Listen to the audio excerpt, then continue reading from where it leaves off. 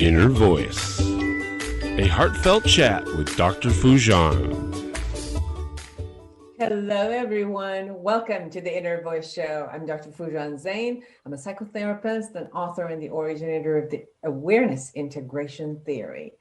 And hello to Sean, our director at the studio. This is a show about what matters most in our life, our mind, our thoughts, feelings, actions, relationship, and our fulfillment in this beautiful journey of life. Today, I will share with you the tip of the week about why do we hate ourselves and how does that impact our lives? And then I will share you the latest research and how researchers recently examined biological factors impacting anxiety disorders. The team studied male and female to better understand sex differences in biological responses related to anxiety. And then I'm excited to bring you Wendy Tamis Robbins. She is the author of The Box, An Invitation to Freedom from Anxiety. She's a lawyer by day, she's a writer by night, and a professional panic attacker. Yes, panic attacker.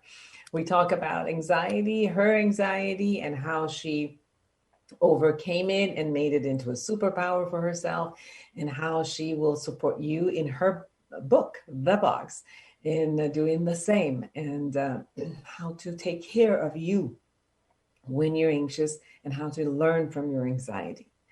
Please subscribe to my YouTube channel and podcast and connect with me through Instagram, Twitter, or LinkedIn. All of them are Dr. Foojan Zeine, and I love to hear from you. Ask your questions, tell me what topics you want to talk about, and I'll bring it all to you. But first, here's the tip of the week.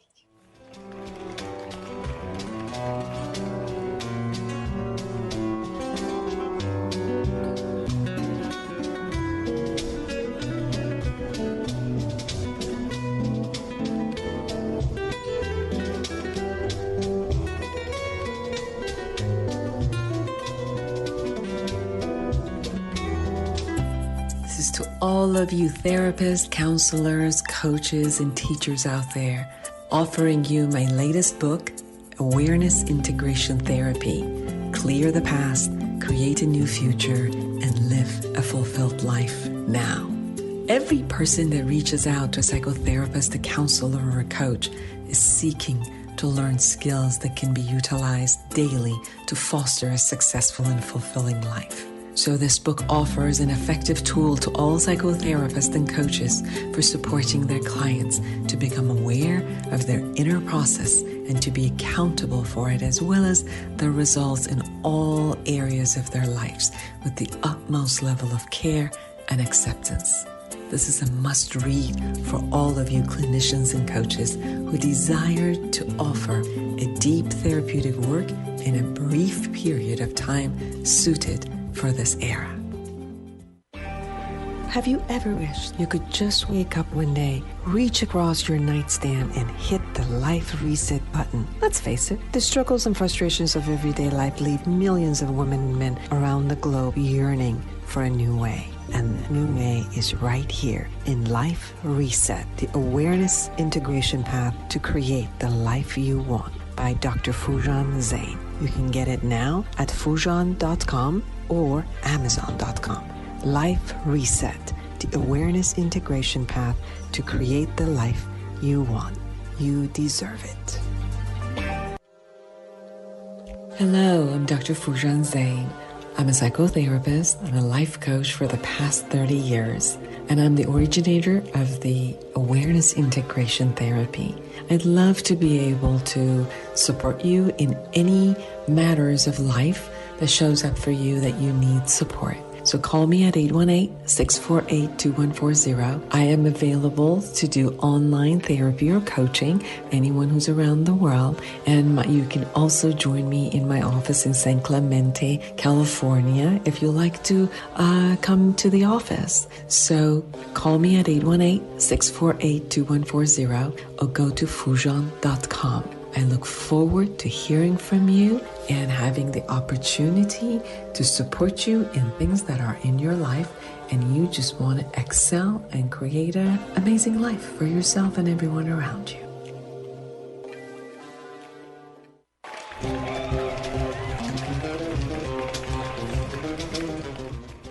tip of the week. Why do we hate ourselves? This week I've been working with self-hatred. I've been listening to 12-year-olds and to 70-year-old wonderful people who've been reciting nasty comments to themselves for a lifetime.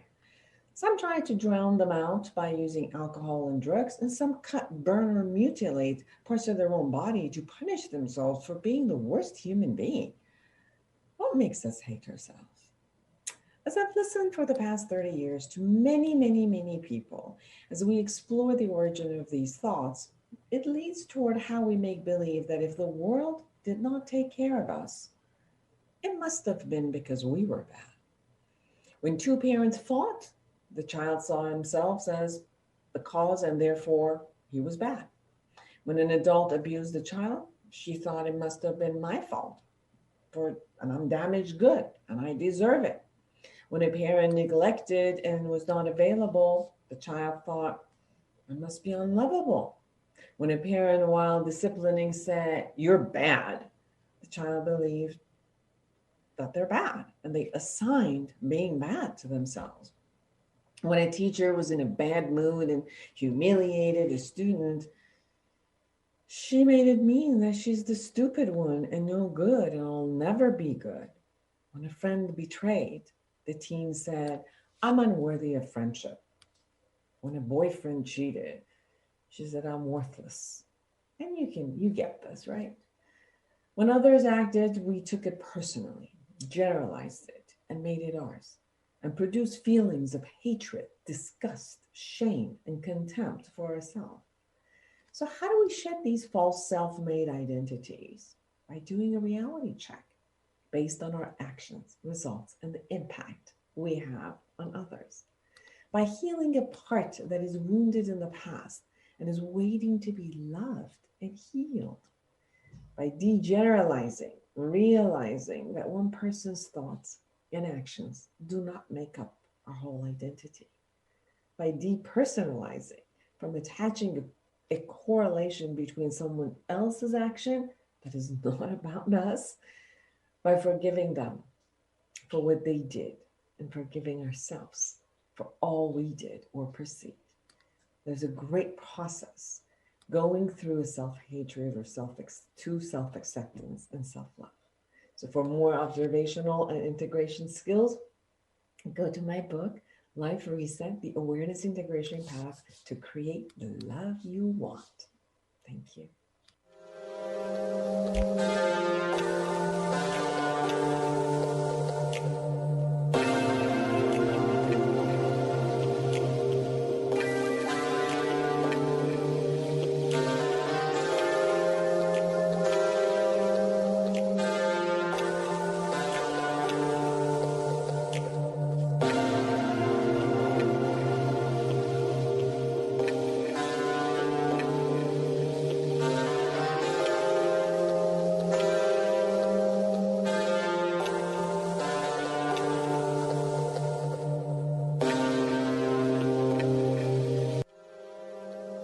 Hello, I'm Dr. Foojan Zeine. I'm a psychotherapist and a life coach for the past 30 years, and I'm the originator of the Awareness Integration Therapy. I'd love to be able to support you in any matters of life that shows up for you that you need support. So call me at 818-648-2140. I am available to do online therapy or coaching, anyone who's around the world. And you can also join me in my office in San Clemente, California, if you like to come to the office. So call me at 818-648-2140 or go to foojan.com. I look forward to hearing from you and having the opportunity to support you in things that are in your life and you just want to excel and create an amazing life for yourself and everyone around you. Have you ever wished you could just wake up one day, reach across your nightstand and hit the life reset button? Let's face it, the struggles and frustrations of everyday life leave millions of women and men around the globe yearning for a new way. And the new way is right here in Life Reset, the awareness integration path to create the life you want. by Dr. Foojan Zeine. You can get it now at foojan.com or amazon.com. Life Reset, the awareness integration path to create the life you want. You deserve it. This is to all of you therapists, counselors, coaches, and teachers out there, offering you my latest book, Awareness Integration Therapy. Clear the past, create a new future, and live a fulfilled life now. Every person that reaches out to a psychotherapist, a counselor, or a coach is seeking to learn skills that can be utilized daily to foster a successful and fulfilling life. So this book offers an effective tool to all psychotherapists and coaches for supporting their clients to become aware of their inner process and to be accountable for it, as well as the results in all areas of their lives with the utmost level of care and acceptance. This is a must-read for all of you clinicians and coaches who desire to offer a deep therapeutic work in a brief period of time suited for this era.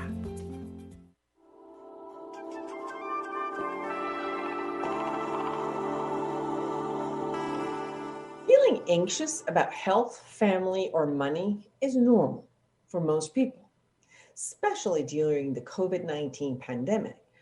But for those with anxiety disorders, these everyday worries tend to heighten even when there is little or no reason to be concerned.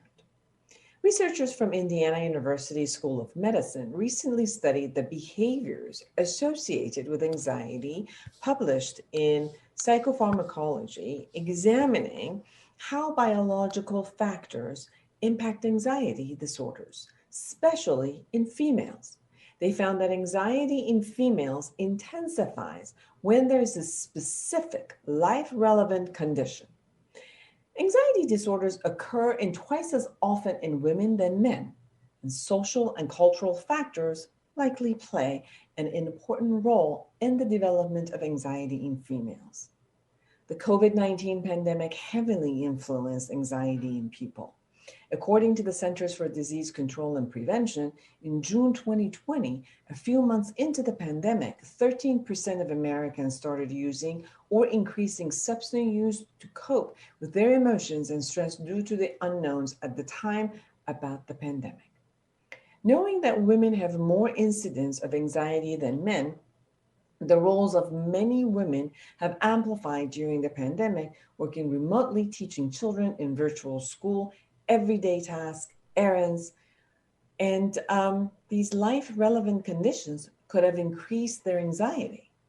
While anxiety in human is complex, anxiety in animal is based solely on biology. So biological factors play an important role in these types of mood disorders. But it can be hard to untangle the mechanism that drive anxiety in humans. When they did a study on rodents, these rodents were important to do to help develop more effective and personalized treatments. Through the studying both male and female rodent models, they found that females and males were very different in their response to the most life-relevant aspects related to anxiety. In one of the behavioral tasks, rodents had to grab pellets of food which were in the brightly lit center of the big arena. Rats don't like the light, so this created an anxious conflict. In this task, female rats took longer to touch the food and ate less food relative to males. The researchers also gave the rodent diazepam, a drug used to treat anxiety, and it greatly reduced anxiety in females, but it had little effect in males when interacting with food. There were also other measures that showed males and females, including how many times a rat approached the lit center and how long it remained there. Thus, only the parts of the task that were most life relevant, in this case food, showed the sex differences. Previous studies supported the idea that anxiety in female is focused on most life relevant aspects of the situation. For example, females more than males in both studies showed great responses to the urine of a predator and had higher anxiety when in the presence of a second rat that was free to wander around. Knowing that anxiety can manifest from different concerns in males and female, with female particularly attuned to the most life-relevant condition, is a valuable step towards seeking better treatment based on sex differences. The model that I created, the awareness integration model, minimizes anxiety and depression. And I know that as I worked 30 years, I've seen that the anxiety and depression with females gets much more, it's more prevalent in females than it is in male. Another milestone or a phase of life that we really see a lot of anxiety in females are perimenopause, menopause, and postmenopause.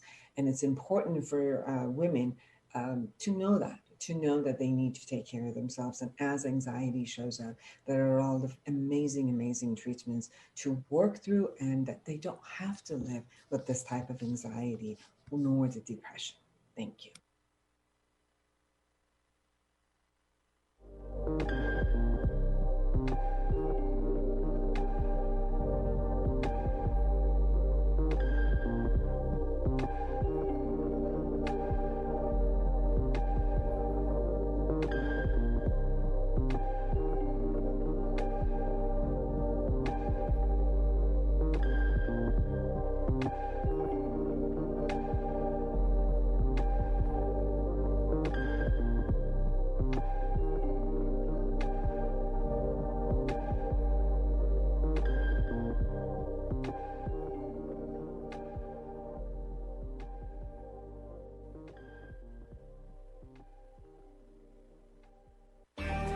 Have you ever wished you could just wake up one day, reach across your nightstand, and hit the life reset button? Let's face it, the struggles and frustrations of everyday life leave millions of women and men around the globe yearning for a new way. And the new way is right here in Life Reset, the awareness integration path to create the life you want by Dr. Foojan Zeine. You can get it now at Foojan.com or Amazon.com.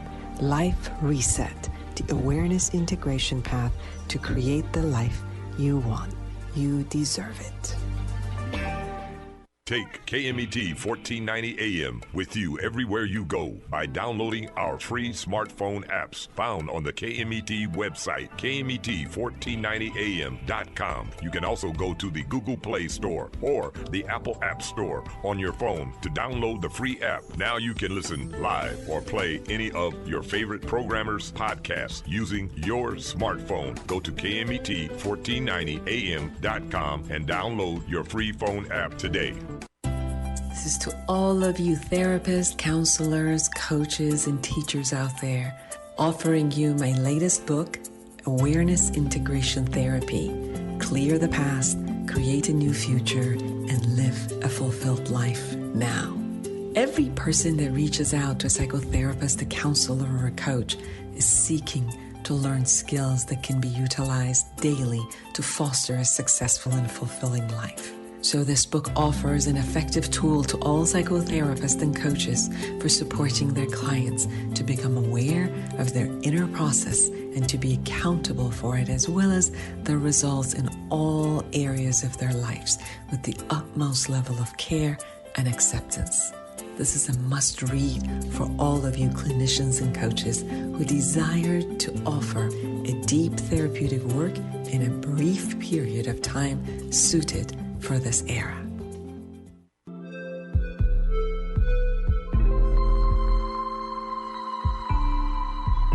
Well, hello again, everyone. I'm Dr. Foojan Zeine, and I am excited to have Wendy Tamis Robbins with me. She is the author of The Box, An Invitation to Freedom and Anxiety. She's a lawyer by day, writer by night, and a professional panic attacker. Yes, a panic attacker. Despite near crippling anxiety, she worked her way through Dartmouth College and law school before she was 30, and she set her mind to overcome the anxiety and panic attacks that increasingly limited her life. For the past 20 years, she's worked in the corporate finance, creating and preserving affordable housing and lending to the underserved communities. And what she says, which I love, says, Now, I don't just live my life beyond my disorder. I live it beyond my wildest dreams. Welcome to the show, Wendy. Thank you so much for having me. It's wonderful to be here. I know that you really put your whole life and the thought process and your healing process, all of that in your book. And it is a part of who you are, and it's also a part of who you're not anymore. You really go through explaining the extreme anxiety that you've had. You wrote this beautiful, I love your writing. You wrote this describing it very well. You said, I describe my anxiety to myself as strong, argumentative, persuasive, manipulative, and opportunistic. I remember hearing it on a beautiful warm days when it slithered through quiet, sacred spaces like a snake in the grass, reminding me that the calm I felt was fleeting and my momentary peace was undeserved. Or when I rolled down the window of my car at the first spring day, and the moment I felt pure joy, the voice reminded me how easily I could die in a car accident. Or when I finally felt loved, and it convinced me that once my broken pieces were exposed, I should be shamed and abandoned. I really experienced anxiety when I read your book, and I've worked with clients. I'm a therapist, so I work with clients for 30 years, and I really, really feel what they go through. So share with us how you experienced anxiety and what it did in your life, and we'll go on from there.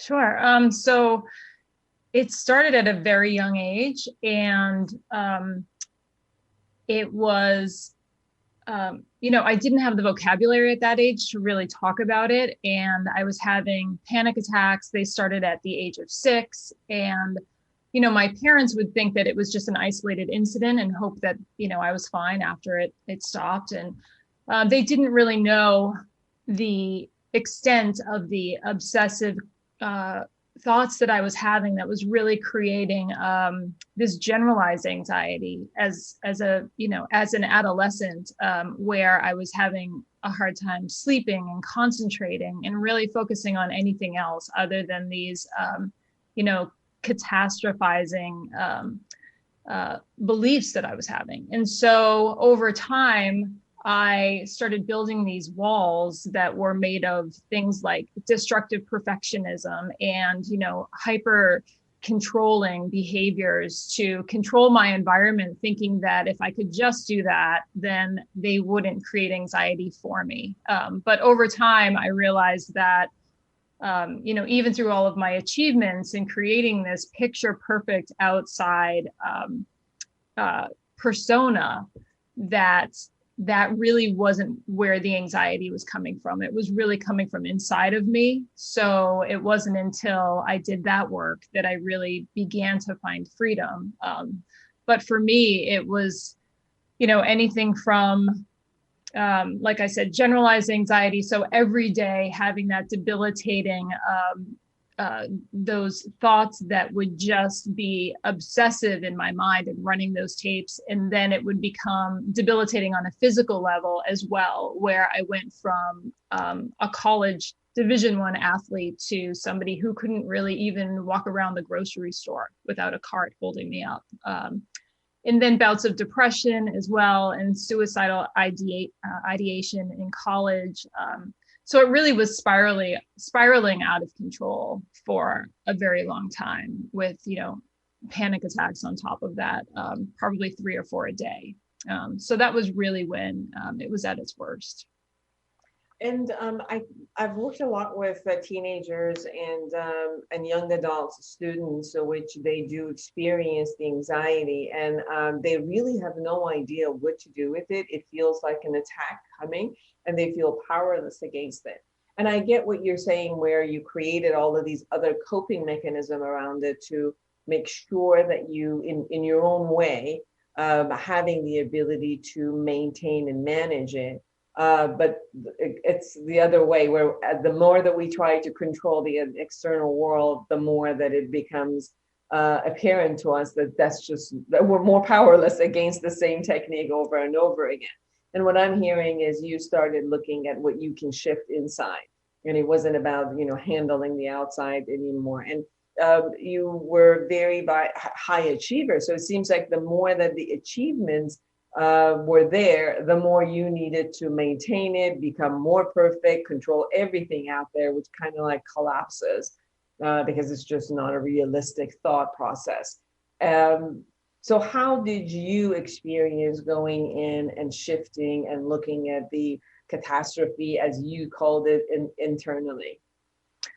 I really had to go back. I had this amazing epiphany one day I was always unable to meditate, like my early therapist would suggest, well, if you have anxiety, then meditate. And I always thought I would fire them, honestly, because I was like, there's just no way with the thoughts that are going on in my mind. I can't sit and just, be still and be quiet. And I was terrified of going into my mind. So it just was it was a non-starter. But I did have this one moment of coaching with Martha Beck, who's a very famous, writer and life coach. And she gave me this amazing meditation where you just watch an unbroken horse run in a ring for, as long as it takes, for several minutes every day, and then sit there. For me, it took about 3 weeks until that horse stopped running. And that horse represented my anxious thoughts. And as I sat with that horse, every day things shifted inside of me. It was a place for my anxious thoughts to really run and run. And then it was also a place to process all of this anxiety that I had held in my body for decades. So once that horse stopped, it was a very profound moment for me where I suddenly felt this sense of peace that I had never felt before. And it was really there all along underneath all of that anxiety, but it was as if I had burned off the anxiety and then discovered what had been there all along. So it was really a jumping off point for me to start this meditative practice. And so soon thereafter, I had another meditation where I remembered being in this box as a child. My parents had bought this new refrigerator and put the big box that it came in, the cardboard box, in the living room for the kids to play in. And I remember being the only one that went in that box. And I knew that I really didn't go in to play. My childhood was a kind of a volatile household because there was generational mental health that had gone untreated. And so there were, it was chaotic at times. So I would go into this box to retreat. And when I had that meditation, it was one of several, there's a few others in the book, where I realized I had to go back in order to find the source of my anxiety, really, in order to figure out if I could ever be free of it. So I went back to that little girl in that box and would meditate and just sit with her. And then I brought her out of that box, and I literally went through, I could see through my anxiety where all of the open wounds still were in my journey. And I went back and just healed those places and reparented myself and did work like that when looking into my past. And then as I was doing that and writing about it, a lot of the writing in the book is from those types of sessions. I would also do a lot of exposure therapy, right, to retrain my brain, because for so many years I believed that everything would be the worst case scenario. I would die if I sailed or hiked alone, or just all of these things that, other people can do. And so in order to, like I said, retrain that part of my brain that believed those worst case scenarios had actually happened in my past, I had to go do them and live through the panic, live through the anxiety, and teach myself that it could be true for me. How is the process to do something alone? So obviously what you did was a lot of what we do in therapy, which is going through, sitting down and looking at what's going on. Part of the awareness integration that I created, it is the awareness, and then you go integrate the past and everything, which is the healing and coming back and creating goals and setting up and moving forward. there is, when I also created the model and did it in Cal State Long Beach, people didn't do it with a therapist. They just did it through their journaling. We just created a guided system to do it. How was it for you to do this on your own? I know sometimes when we have a lot of traumas in our past, that when we go back into the spaces where we're really observing and looking and, going back into some of these memories, that at times it helps when there's someone else who's holding your hand or giving you a vision of what's going on, or when you are in your pain, that gives you a bigger picture of it. But I also know that I've done a lot of self-help work on myself, and I'm hearing you've done it, and I've through books and the methods, I've also had other people to do it. But I just wanted to know what your experience was going through this process, because obviously you have those systems also in your book. And so if people are going to read the box, so how would it be for them to go through this journey with who they are without anybody else, a therapist or a coach holding their hands? Mm-hmm. That's a great question. I had several therapists up until that time, where I didn't get as much out of it because I wasn't willing to share as much as I should have, right? I felt like exposing all of that, especially when I first went, right? My first time I was at Dartmouth, and I thought that they would send me home from school, send me to a hospital.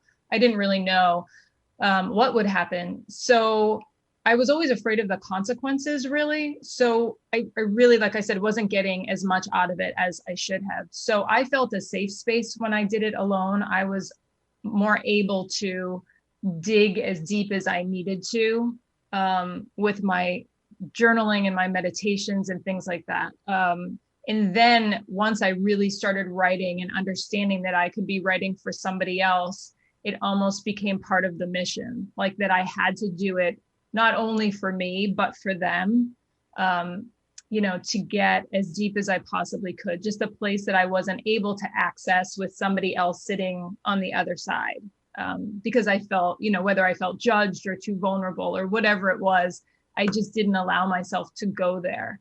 So for me, doing it alone, but still having all of the tools from all of the self-help books that I brought with me and all of the things that I had learned in therapy, right? Like I showed up at the door with bags of tools, and then I picked up my pen and threw down my meditation mat and was ready to go. So it wasn't just, me, showing up by myself with nothing to bring to the table. I still definitely had all that other help with me. It's so interesting. I've worked with clients who they become very cognitive and cerebral within the conversation that we have. And then in the between the week on their own, they do give themselves permission to purge all of the emotions that show up for them.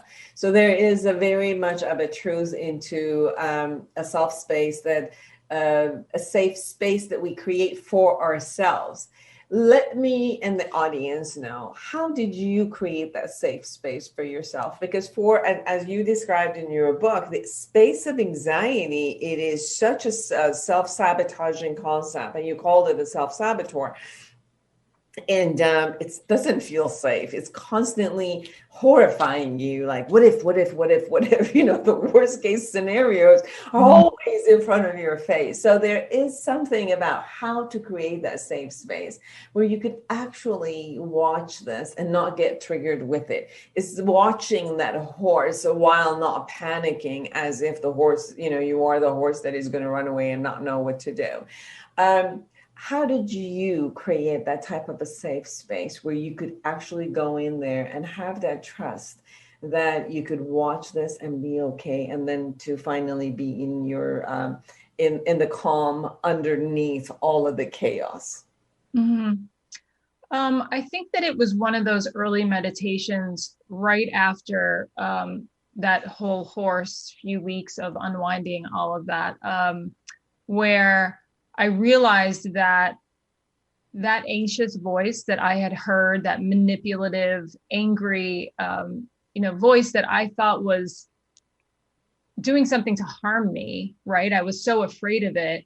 I realized that it was that little girl inside that box trying to manipulate and control, really to save me.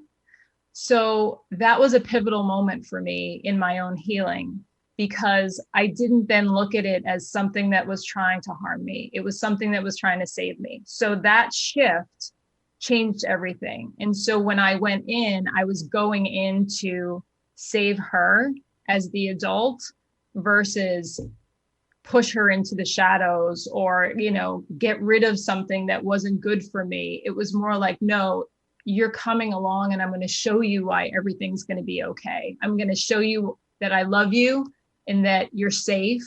And so in healing her, I was obviously healing myself. And so going in to do that healing became a very safe place for me. It's very important what you said, and I want our audience and listeners and viewers to really, really hear that although it appears very uncomfortable and at times as if it's the, enemy that's talking to you or trying to scare you, that it is your vulnerable side that is trying to protect you. Even though it's vulnerable, it is that part of you that uses that vulnerability to remind you about how to be safe in the future. So in all the ways, it's trying to protect you. And what you're saying is that you saw that as a good intention. You saw Mm-hmm. there's a vulnerable place in you that not only needs your healing, but also doesn't know about your other strength. So it's just trying to protect you and hold a beautiful intention, although it doesn't have access to all of your strength. And it seems like when you came in and kind of held in and got access to all of your own strength, which as you've grown up, you found powerful and moving forward, then it was the time of holding the hand of the vulnerable girl who was in the box and then taking her to everything she was afraid of and gaining skills. And that's where I hear you talk about exposure therapy, which you went into the things that you actually could not face and you were afraid to face, but you started facing it and learning new skills and moving forward. Share about that, please. Yeah, I think that what you're saying is a mindset shift, right? I was in such a fear mindset, being so afraid and critical of myself for not being able to control my own thoughts and bodily sensations that were coming with all of those thoughts, right? I could control everything else in my life except for what was going on inside. And I think that critical part is when you're it makes you even more afraid of it, right? And you try to push it away. And that's that fear mindset versus shifting into that growth mindset where you're not afraid of it anymore and you're actually trying to take care of it, And I think another part of that too, that's the anxiety, but I know a lot of people would probably say, well, how can you feel that way when you're having a panic attack? Like that feels like you're actually going to die. Like where does the compassion for yourself come when you're triggered like that? Once I understood what was happening from a neurological perspective, that my brain actually perceives an actual or perceived threat. It may not be real, of course, but knowing what happens in my brain to actually save me from that threat, that was a shift as well, because those panic attacks terrified me in the moment. And now I'll still have them, but I will sit there in it and understand, go through that process in my mind. Oh, this is what I thought. So my brain got triggered. And these are the hormones that are running through my body in order to save me. And I will just wait it out, for 10 minutes and then I feel fine again. That's just a very, very different, it was monumental for me to have that shift so that you break that fear cycle, right? Because the more you fear it, the more it's just going to be in control. You're really giving up the keys to the car, right? They're in the anxieties in the driver's seat at that point. You're also describing what we do in meditation, where we kind of watch, we're in it, and then sometimes we can rise above it and watch us in it.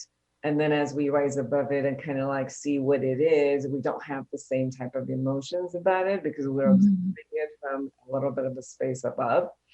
And from there, it seems like then you can access the safe place and knowing that it's okay, you can handle this, that you're not actually, you're not in a physical harm, and that it is a movie, it's a film that it's created, and that you're not necessarily in it. You could be right above it and watch it versus being the actors in it. And that's what I'm hearing that it supported you.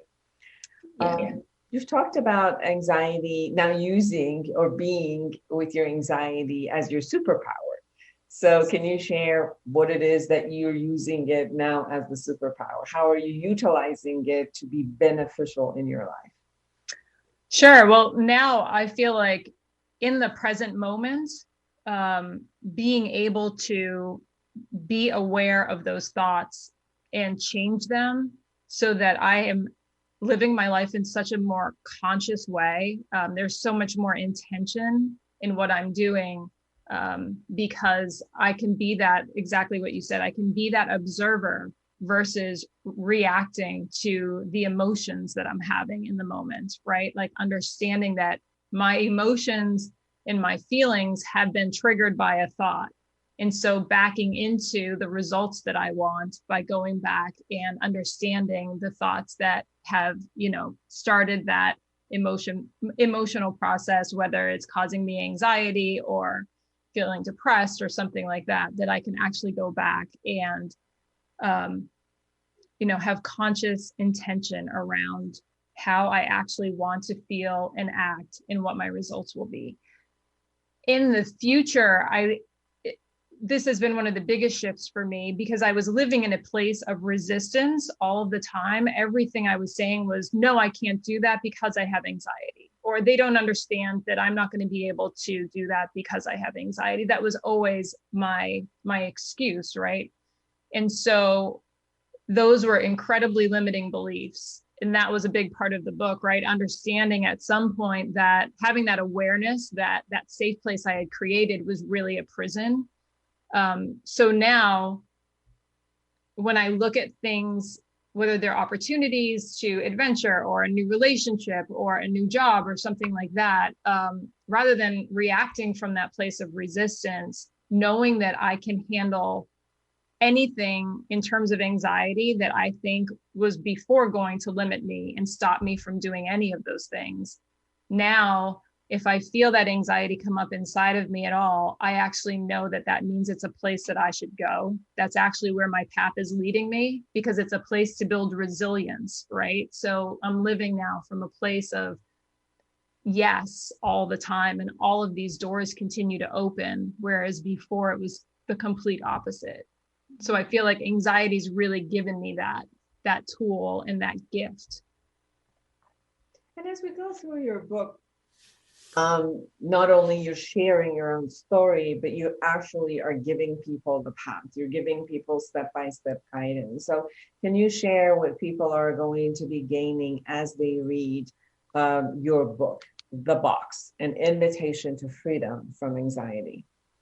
Sure. I think that, and I didn't even know really that I was going to share this until about halfway through writing, because originally I just was writing to save myself. Really, it was such a cathartic process. But about halfway through, I did see this process unfolding where if you have had, and so many of us have, had some sort of trauma in the past, right, that has triggered these coping mechanisms like perfectionism and hyper controlling and hyper vigilant and things like that, that then create anxiety. They will see how I went back and kind of dug up all of, not in a bad way, like digging up the past where you can just leave it settled, but overturning every stone to find out what the treasure underneath is. That's really what I did in going back and healing those open wounds, right? They were all of these pain points that were continuing to cause me anxiety without me even knowing it. So they'll see how I went back and did that and probably see themselves in it and see a path to do it on their own. And then also halfway through the book, as I shift into more of the exposure therapy, more of like traveling overseas alone, or, skiing and sailing and race car driving and things like that I never thought I would do. I think that that's the next stage where they'll see, now that you've healed the past, what can you do now to step outside of that box that you've put yourself in, how to see all of those bricks and why they were built, and now how to dismantle them. And then finally, it's really about how to live that life, because there's always those breadcrumbs, right? Showing you how to find your way back into that safe place and stay in your comfort zone.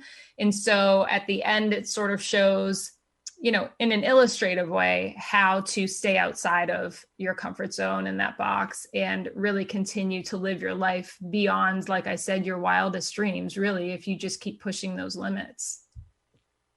It's interesting when you hear a lot of what we go through another person's path, that it isn't a direct message, but yet it is a message that as we see another human being go through the path, we also get the courage and we also get the know-how. So through your story, through your experience, people also can see, one, they're not crazy. They're not alone. We all go through some of us more than the others, some of us more sensitive. We're born more sensitive, or the environment creates a space where we become more sensitive to, whatever's happening in our environment, and then how to go back and create a healing space for ourselves. And I think this is one of the most important gifts that you have done with the book, The Box, An Invitation to Freedom from Anxiety, where you're sharing from a very vulnerable place, very personal place. And you also have gone through the path. So there's a knowing in there. It isn't just an idea. There's a knowing, there's an experience. It's going from the vulnerability to your strength, to your resilience, and showing the path to people and how all of that gets created. So thank you for sharing yourself with everyone who's around you. How have you, with this newfound strength, let's say, run your life today in your career? And I know that you also work with companies, large companies, about bringing your forte, and then you're obviously also an attorney. So how do you bring this space now into your work with people and clients that you work with? It's been really an incredible journey. For so long, for so many years, decades, I was hiding my my mental illness, my mental struggles from the law firms that I worked at, my clients. So as a lawyer, I saw it as the two worlds could not be combined at all. And then when I wrote the book, I knew that I would have to obviously tell the partners at the firm at some point that this was happening. And I was met with such open arms. It was really overwhelming. And they didn't just say, well, congratulations. They actually have brought me in to speak to everyone at the firm and do wellness programs. And from that, now I'm doing wellness programs for other law firms and for other, I've spoken at colleges and for organizations and associations, for professionals. And it's just every single person, even my clients, who I thought would be the biggest taboo, right? Because I feel as though as an attorney, I'm held to a very high standard in terms of my mental capability, my clarity, my ability to do my job. And when I became vulnerable with them and let them know that this is what I was doing, each and every one of them had their own story, whether it was their own struggle with some anxiety or mental health issue, it was somebody that they loved in their family or friends. And so it is so pervasive that it has just been an overwhelming response that I've received. And you can tell just by how much it's resonating, how much it's been needed and for so long. And especially since we're coming out of the pandemic, that I think it even heightens it more. So it's really been really gratifying for me, in being able to have these not only one-on-one coaching clients, which is always, you know, an amazing relationship, and that's wonderful, but to have these big open spaces in the corporate world, to see them also see it resonate there as well, I think is really important, and we need more of it. Beautiful. In 1 minute, if there's anything we haven't touched upon and you really, really want people who are listening and viewing us to know about you or your book or your journey, this is the time. One thing that I do want to say, it's not so much about, I guess it's about my journey, because my journey right now is so much about ending the stigma that surrounds mental illness in our country, and I'm sure around the world. But I think that it's really important that we, you know, find empathy, we educate people, both the sufferers and the non-sufferers, so that they have the tools and the skills to help those who can't really help themselves in terms of treatment. And then just to empower those who aren't suffering as well, because I feel like it's really difficult for people to reach out and try to help when they don't feel like they have the tools to do so. So yeah, those are the things that I'm really trying to communicate and focus on these days, just to, you know, I love promoting the book and the story, and I want to help as many people as possible, but I also love crossing over and trying to help those who aren't suffering to understand what's going on so that they can be part of the solution that is ending the stigma. Beautiful. So everyone, Wendy Tamis Robbins, please get the book, The Box, An Invitation to Freedom from Anxiety. And you can go to wendytamisrobbins.com and so you can meet her and get the book if you like. Thank you so much for spending the time and being with us today. Thank you so much for having me. And for all of you who are out there, create an amazing life for yourself and everyone around you. And until next week, bye.